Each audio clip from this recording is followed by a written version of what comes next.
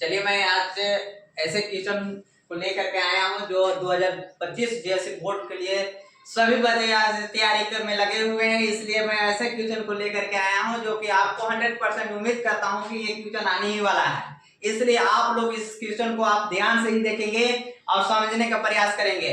आप रटंती नहीं है कि समझना है, समझ करके ही आपको बनता है क्वेश्चन। इसलिए आप देखेंगे कि कैसे कैसे है बताया जा रहा है। ठीक है, चलते हैं बताते हैं। क्वेश्चन जो है देखा होगा, आंधी आने से एक पेड़ टूट जाता है और टूटा हुआ भाग इस तरह मुड़ जाता है कि पेड़ का जमीन को छूने लगता है शिखर, और इसके साथ 30 डिग्री कोण बनाता है। पेड़ था, पेड़ जो है इतना बड़ा था, लेकिन आंधी आने से ये आधा परसेंट टूट जाता है। ये टूट करके पेड़ जो है एक ऐसे जो भाग होता है जो टूट करके आपको ये आधा यहाँ तक, मान लीजिए आधा टूट गया और यहाँ से टूट करके यहाँ तक ये शिखर को ये छू लेता है। क्वेश्चन है कि आंधी आने से एक पेड़ टूट जाता है और टूटा हुआ भाग इस तरह मुड़ जाता है कि पेड़ का शिखर, ये जो पेड़ का शिखर था यहाँ तक शिखर था, यही वाला टूट करके यहाँ आ जाता है, शिखर का जमीन को छू देता है। तो जमीन को यहाँ छू दिया और छूता है 8 मीटर दूरी है पेड़ की ऊंचाई क्या कीजिए। देखिए यहाँ से जो है आपको यहाँ से लेकर आपको यहाँ तक दूरी जो है 8 मीटर का है। कितना का है? 8 मीटर दूरी है। 8 मीटर दूरी है ये। अब जो है 8 मीटर दूरी है। अब क्या करता है कि और इसका यूनियन कोण जो है छूता है यहाँ से, जब टूट के गिरता है तो 30 डिग्री कोण बनता है। यहाँ कितना डिग्री कोण बनता है? 30 डिग्री कोण बनता है। तो कह रहा है कि पेड़ की ऊंचाई ज्ञात कीजिए। तो यहां से लेकर यहां तक की ऊंचाई ज्ञात करना है। मान लीजिए कि एक ए बी एक पेड़ था, ए और बी एक पेड़ था, ठीक है, और एक मान लीजिए नाम यहाँ पर एक बिंदु हो गया सी और एक हो गया यहाँ डी, ठीक है, समझ रहे हैं। अब क्या है कि ये यहाँ से यहाँ तक दूरी ज्ञात करना है। मान लीजिए कि हमको इस पेड़ का ऊंचाई जो टूटा हुआ भाग यहाँ से यहाँ तक जो जितना है वो टूट करके इसको गिरा हुआ है, मान लीजिए कि x है। कितना है? x है। और ये वाला यहाँ से लेकर यहाँ तक कितना है? तो मान लीजिए y है। जब ये टूटा हुआ एक भाग से x है तो ये भी x है ना, है, चलिए x है। समझ में आ रहा है? यही वाला जो भाग है यही वाला टूट करके यहाँ पर आया है, ये जो बिंदु पर यहाँ पर गिरा हुआ। अब हल में जो है, हल में आपको देखिए 90 डिग्री के सामने भुजा ये कर्ण हो गया और ये न्यून कोण के सामने भुजा लंब हो गया और ये आधार हो गया। लंब बटा आधार पहले देखते हैं कि लंब बटा आधार किसका होता है। तो लंब बटा आधार किसका होता है? tan लिखेंगे tan कितना डिग्री है? 30 डिग्री है। 30 डिग्री बराबर लंब बटा आधार। लंब यानी कि BC बटा में आधार क्या है? DB। आधार क्या है? DB। शॉर्ट में बता रहे हैं, BC जो है, BC कितना है? Y है, और DB कितना है? 8 है। देखिए tan 30 का मान कितना होता है? 1/√3 होता है। 1/√3। अब देखिए मल्टीप्लाई करेंगे, y गुने √3 करेंगे, y√3, 8 गुने करेंगे 8, y इक्वल टू हो गया 8 गुना में बटा में आ जाएगा 8√3। बात समझ रहे हैं? अब क्या है? अब है देखिए लंब हो गया, ये धार हो गया, लेकिन हमको मान इसका भी ज्ञात करना है कि टोटल पेड़ की ऊंचाई ज्ञात करना है, तो इसको भी तो मान ज्ञात करना होगा। अब इसका मान ज्ञात करने के लिए क्या करना होगा? लंब बटा आधार हो गया और लंब बटा कर्ण भी करेंगे और आधार बटा भी कर्ण करेंगे। तो आधार बटा कर्ण या लंब बटा कर्ण किसको होता है? तो साइन को होता है। किसका होता है? और आधार बटा कर्ण किसका होता है? कॉस को होता है। चलिए अब लिखेंगे कॉस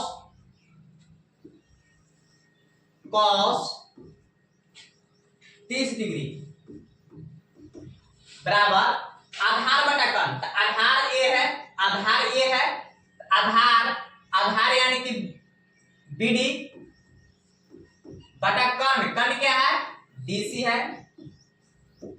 cos 30 डिग्री का मान कितना होता है? cos 30 डिग्री का मान होता है √3/2 और DB का मान कितना है? 8 है और DC का मान कितना मान है? x है। x गुना √3 करेंगे कितना आएगा x√3, 2 गुने 8 करेंगे 2 8 16, x बराबर कितना होगा 16 और गुना में तो बटा में √3, यानी हमारा x भी निकल गया y भी निकल गया। अब पेड़ की ऊंचाई क्या ज्ञात करना है, पेड़ की ऊंचाई, तो यहां से लेकर यहां तक पेड़ है यानी कि ए बी है, पेड़ कितना है ए बी है, लिखेंगे अतः पेड़ की ऊंचाई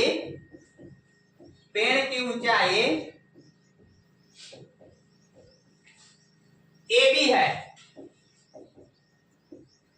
है, इसलिए ए बी बराबर यानी BC plus AC, BC plus AC,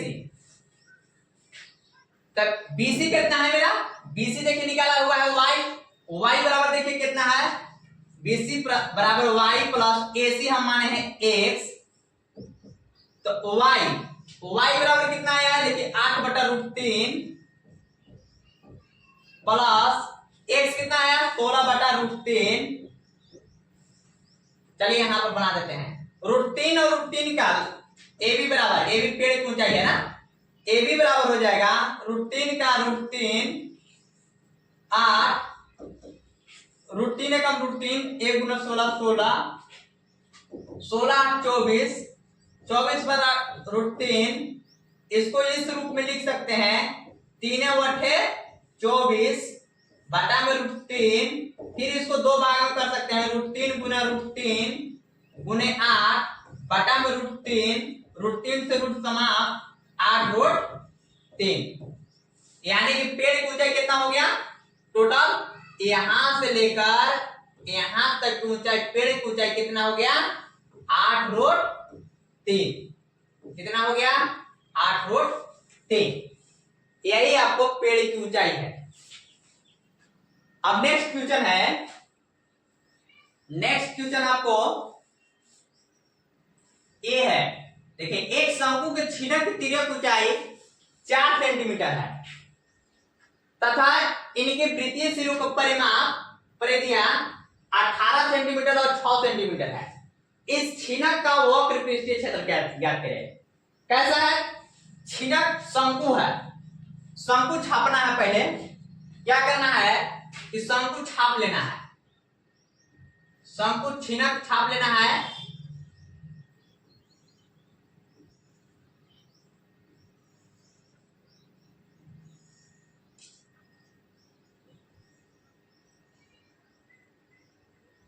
देखिए एक शंकु छीनक की तिर्यक ऊंचाई 4 सेंटीमीटर है, यानी तिर्यक ऊंचाई इसको और एक ऊंचाई ऐसे होता है, यानी एल जिसको बोलते हैं, ये 4 सेंटीमीटर का है। कितना है 4 सेंटीमीटर का है। और देखिए इनके वृत्तीय सिरों का परिमाप 18 है। ये देखिए वृत्तीय के सिरा ये जो है ये परिमाप इसका कितना है 18 है। ये टोटल परिमाप कितना है 18 सेंटीमीटर है। और ये नीचे वाला जो परिमाप जो है इसका ये कितना है 6 सेंटीमीटर है। समझ रहे हैं। अब जो है हमको ज्ञात करना है क्षेत्रफल, शंकु छीनक का क्षेत्रफल ज्ञात करना है। तो सबसे पहले हमारा परिधि दिया हुआ है तो हमको आर का जरूरत पड़ेगा, यानी त्रिज्या की जरूरत पड़ेगा। तो पहले त्रिज्या ज्ञात करेंगे, लिखेंगे हल इसके वृत्तीय सिरों का परिमाप, वृत्तीय सिरों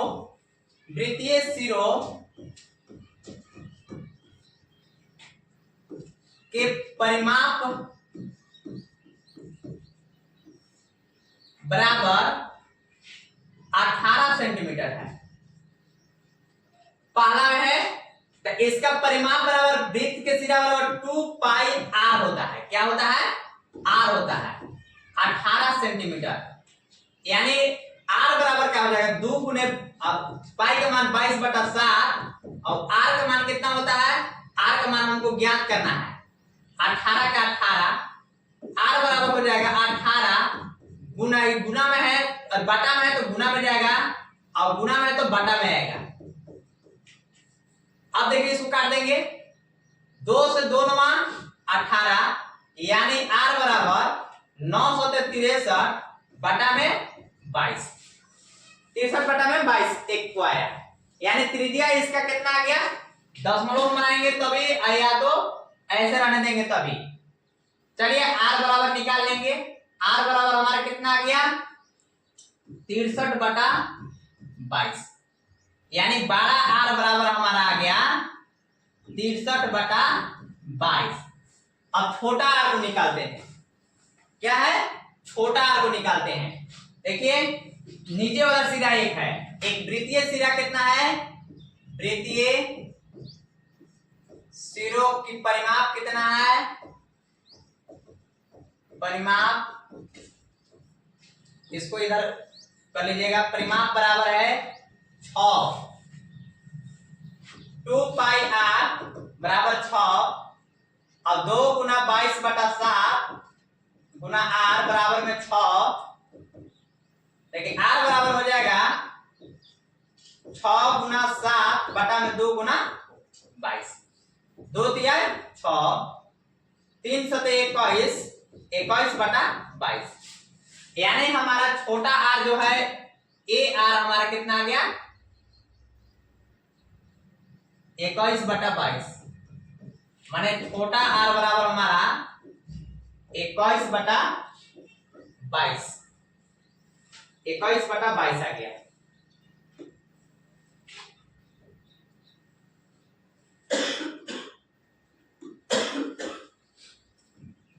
इक्कीस बटा 22। अब चलेंगे, क्या पूछा हुआ, r निकल गया मेरा, वृत्तीय सिरों की परिमाप त्रिज्या 18 सेंटीमीटर 6 सेंटीमीटर, इस छीनक का वक्र पृष्ठीय क्षेत्रफल, तो छीनक का वक्र पृष्ठीय क्षेत्रफल बराबर क्या होता है, देखेंगे छीनक का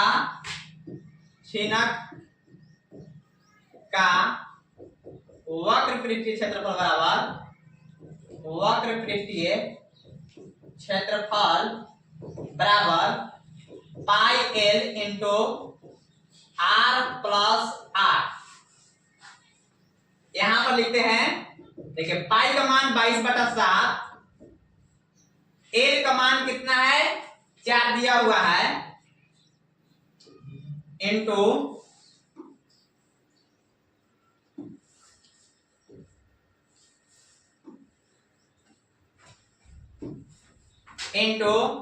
r बड़ा r कितना है 63 बटा 22, 63 बटा 22, छोटा r है 21 बटा 22।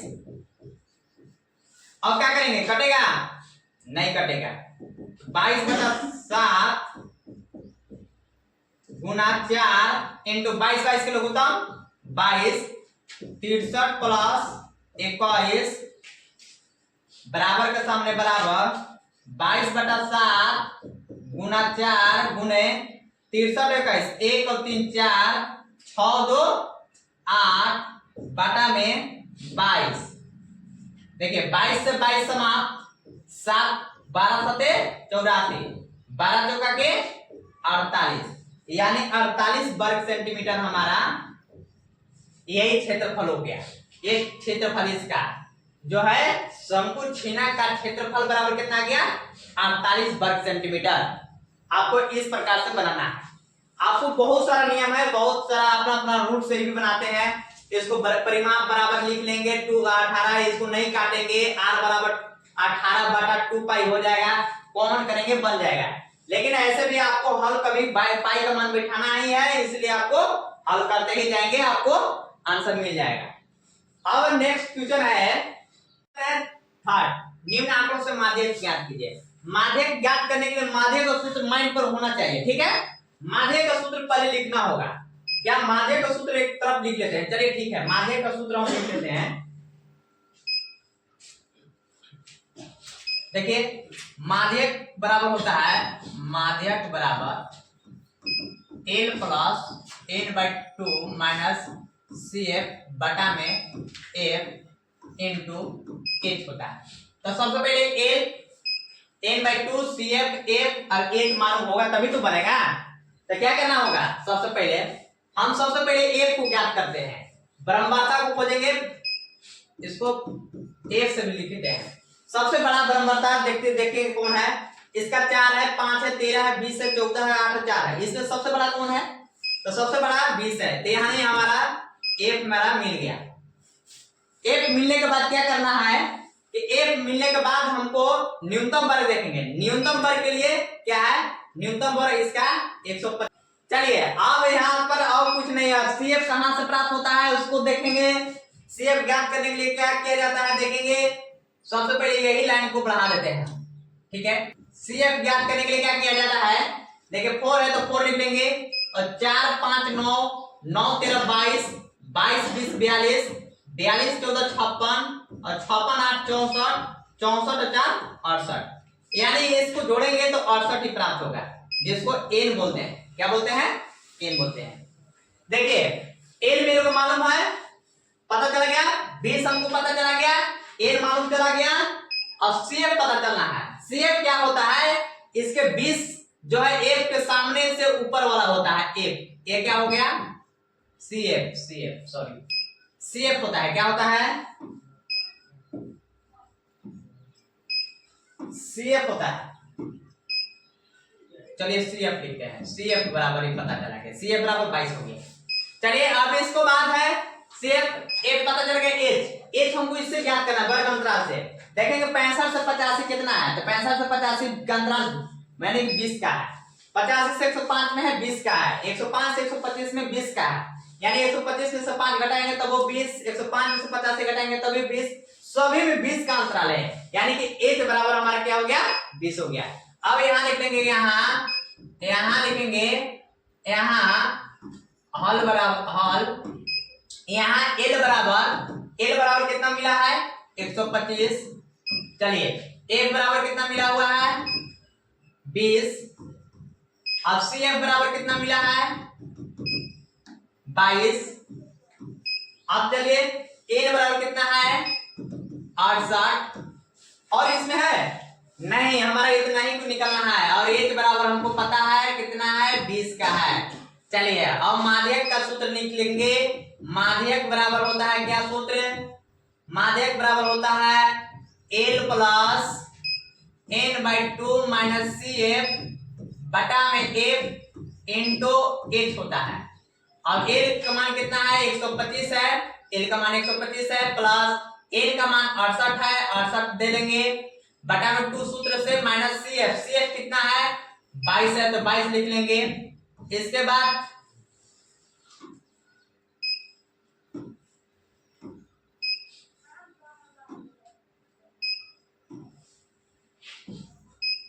इंटू एच मेरा कितना है? 20 है तो 20 लिख लेंगे, ठीक है। 125 का 125 बटा में एफ है, एफ कितना है? एफ 20 है। चलिए 34 गुना के 68 प्लस 34 में से 22 गया 12 बचा, 12 बटा 20 गुना 20, 20 से 20 समाप्त, 125 प्लस 12 बच गया, 125 से 12 कितना हो गया? 137। आपको यही आपको आंसर हो गया माध्यक बराबर। Thank you. अब अगले ऐसे क्वेश्चन के लिए आप फिर सब्सक्राइब करें, लाइक करें और फ्रंटली क्लासेस को सब्सक्राइब करके और इसको आने वाले जो वीडियो नेक्स्ट है उसको देखें। और 2025 आगामी परीक्षा जो अभी एक माह बचा हुआ है, एक माह में आपको प्रत्येक क्वेश्चन का सोल्व किया हुआ है। आप जाकर के फ्रंटली क्लासेस में देखें और सब्सक्राइब करें। Thank you.